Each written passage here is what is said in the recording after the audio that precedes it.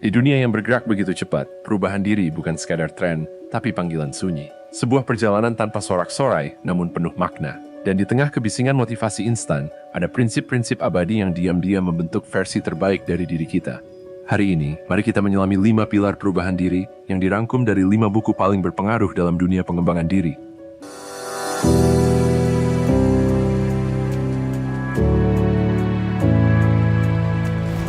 Kita sering berpikir perubahan besar membutuhkan tindakan besar, tapi James Clear membalikkan logika itu. Menurutnya, perbaikan 1% setiap hari akan memberikan hasil luar biasa dalam jangka panjang. Kebiasaan bukan tujuan, tapi sistem. Dan perubahan sejati bukan tentang mengubah hidup dalam sehari, tapi mengubah rutinitas kecil yang kita ulang setiap hari. You do not rise to the level of your goals. You fall to the level of your systems. James Clear. Pertanyaannya bukan, apa tujuanmu tahun ini? Tapi, apa kebiasaanmu hari ini? Kita sering hidup dalam masa depan, cemas pada hal-hal yang belum terjadi, atau terjebak dalam masa lalu, memikirkan hal yang tak bisa kita ubah. Tapi Tolle mengingatkan kita bahwa kekuatan sejati ada di sekarang. Saat kita benar-benar hadir, kita mulai menyadari bahwa perubahan dimulai bukan dari rencana besar, tapi dari satu momen kesadaran. Sekarang, hadir sepenuhnya, sadari napasmu, dengarkan dirimu. Perubahan tidak akan datang jika kesadaranmu tertidur. Ada 2 jenis pola pikir. Fixed mindset, percaya bahwa kemampuan itu bawaan lahir. Growth mindset, percaya bahwa semua bisa berkembang melalui proses.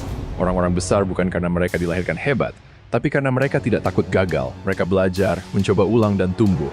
Dweck mengingatkan, kegagalan bukan akhir, tapi batu loncatan menuju perkembangan. Dan satu kalimat bisa mengubah hidup. Aku belum bisa, tapi aku akan belajar. Covey tidak mengajarkan kesuksesan instan.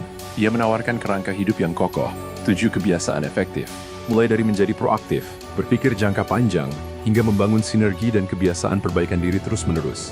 Ini bukan hanya tentang efisiensi, tapi tentang makna dan arah. Apakah kita hidup berdasarkan nilai, atau hanya bereaksi terhadap keadaan?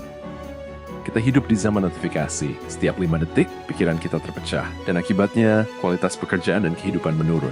Cal Newport menyebut deep work sebagai superpower zaman ini. Kerja dalam diam, tanpa gangguan, dengan fokus penuh.